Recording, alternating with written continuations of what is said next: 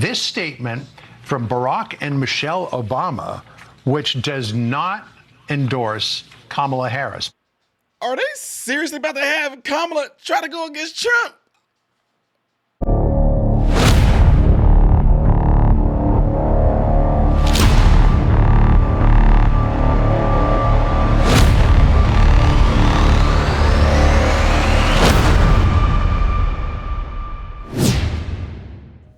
Good day, everybody. How you guys doing? I'm doing good. Thanks for asking. Welcome to the channel Modern Renaissance Man. I am Ty Smith. Hey, I appreciate every last one of you guys taking time out of your day to view my content. I really do. Make sure, though, that you follow me on all the platforms you see listed above and below. And don't forget, hit this like button so that my content can consistently be recommended to you constantly, folks, constantly. If you want to be notified of my videos that I put out, make sure you hit that like button. Last but not least, double check to make sure that you are subscribed to the channel because people are mysteriously being unsubbed from the channel. Yeah. All right, ladies and gentlemen. Yeah, y'all seen that title right there. And I didn't go live over this because I just got done recently going live and I wanted to confirm some things, right? So anyway, Joe Biden officially has endorsed cackling Kamala Creepy Harris. Yes, he has. He's officially endorsed her. And y'all like endorse her for what? I know I know some of y'all are like endorse her for what? It's like the fact that y'all even have to say that because nobody is believing it. Yeah, he came out and he tweeted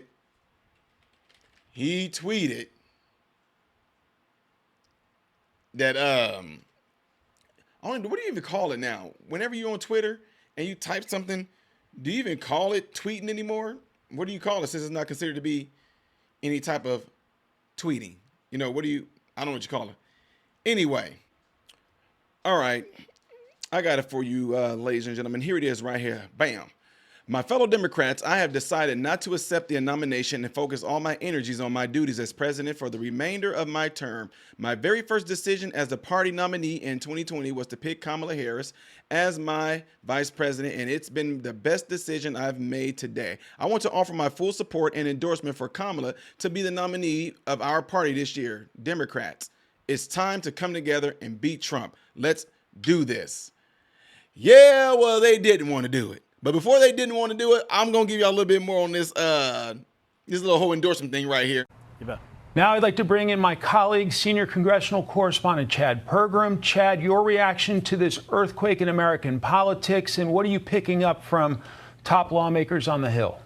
Well, I was told the morning after the debate by a senior House Democratic source, and the quote was, "This was unsustainable." And they thought that the president had not been served very well by people around him and just didn't think that this was going to last very much longer, depending on how long you look here. I think it is significant that the president now has just endorsed Vice President Harris because there are a lot of people on Capitol Hill, especially the Congressional Black Caucus, who will be okay with that.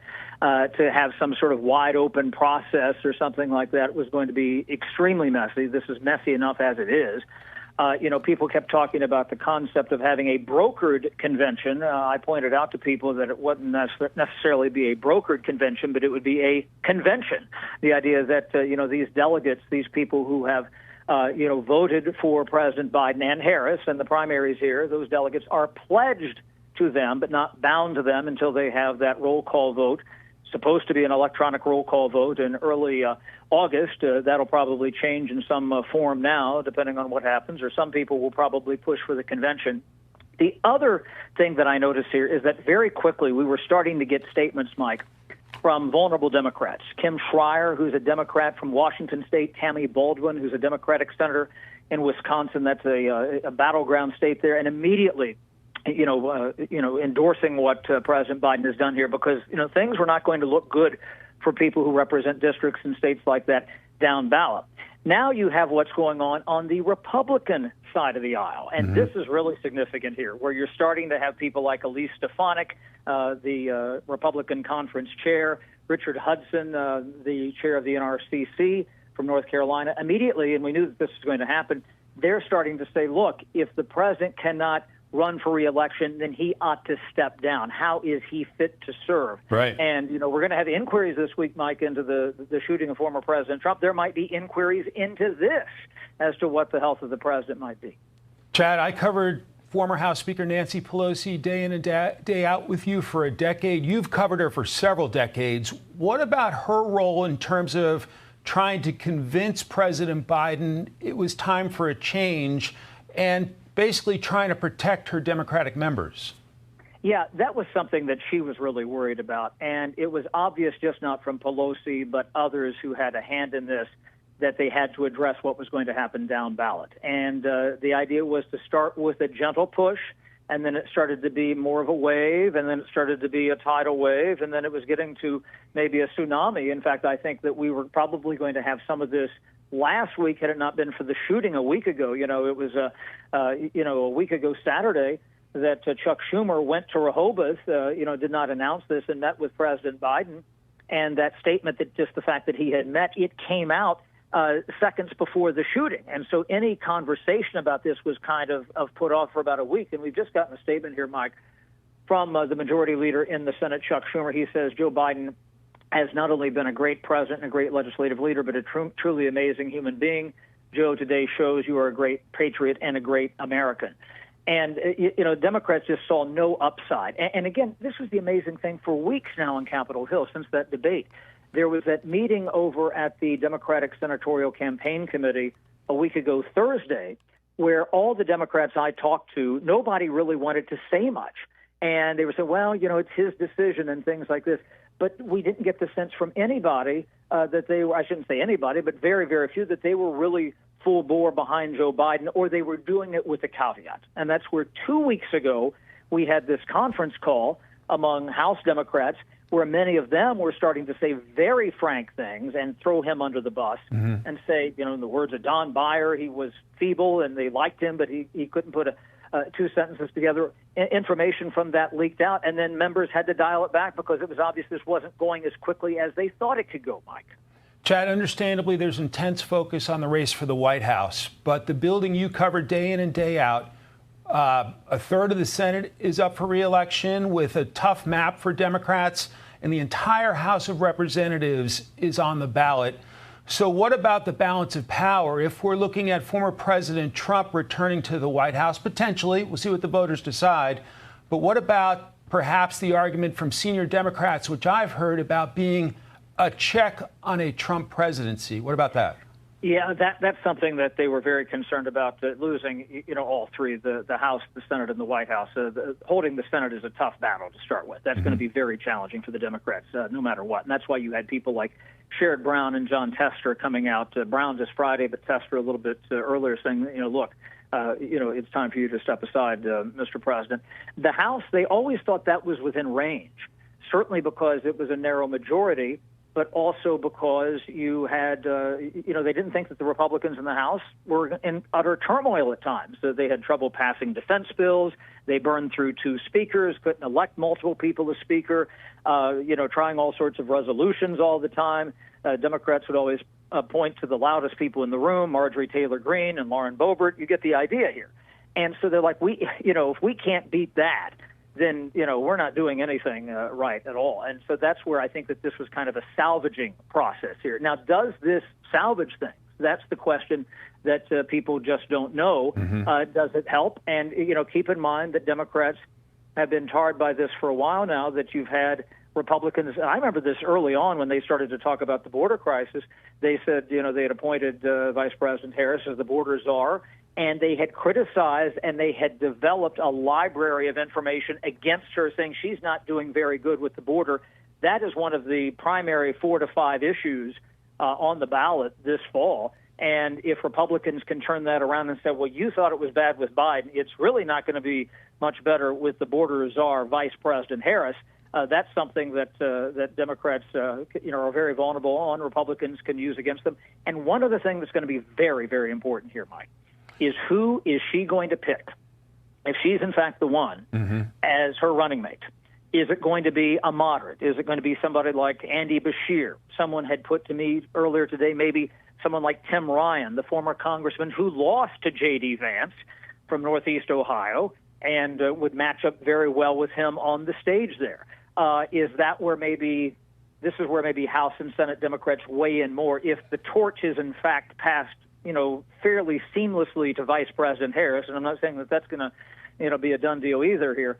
That's something to look for if they have more of a say in who that person is. Is it Gretchen Whitmer? Do they want somebody from the Midwest?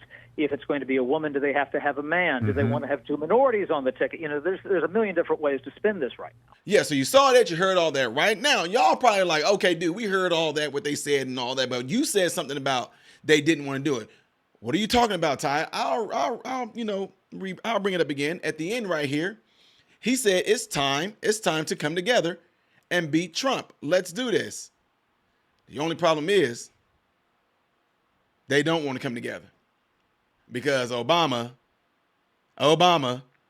is like, bull crap. I will not be endorsing Kamala Harris. I will not be endorsing Kamala Harris. We're talking about, let me stop. What are you talking about, Ty? That Obama praises Biden and doesn't offer endorsement. Right there. Let's see if we can get this to play. Had changed last night. The message from President Biden and those around him was, quote, all systems go and campaign full speed ahead. Then at around 1:45 p.m., he notified senior team members that he had changed his mind.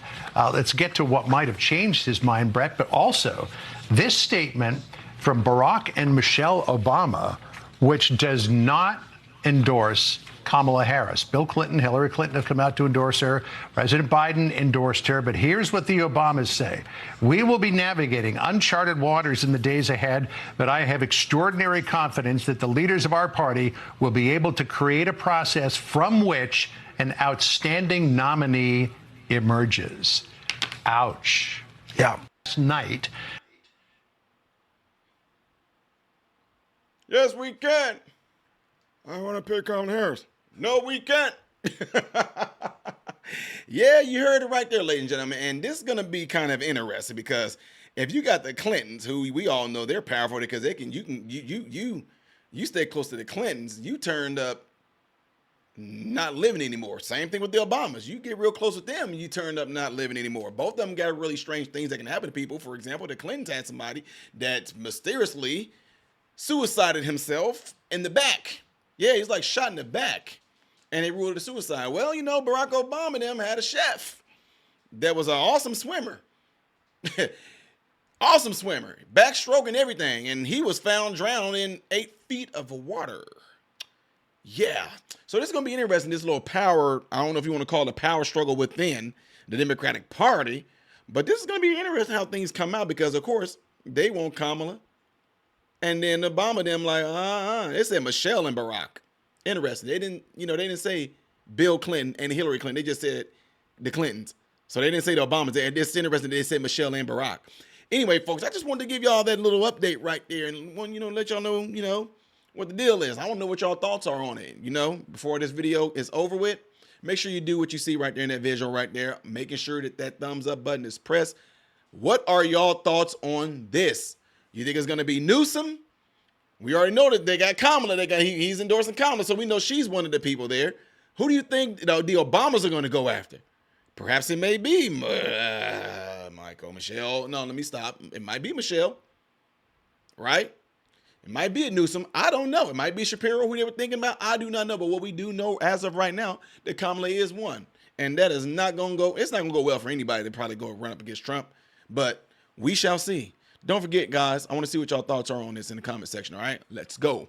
I am Ty Smith, Model Renaissance Man, hoping and praying that every last one of you have food, shelter, and clothing, and most of all, I pray every last one of you guys are in great health, mentally, physically, emotionally, and spiritually. God bless you all through Jesus.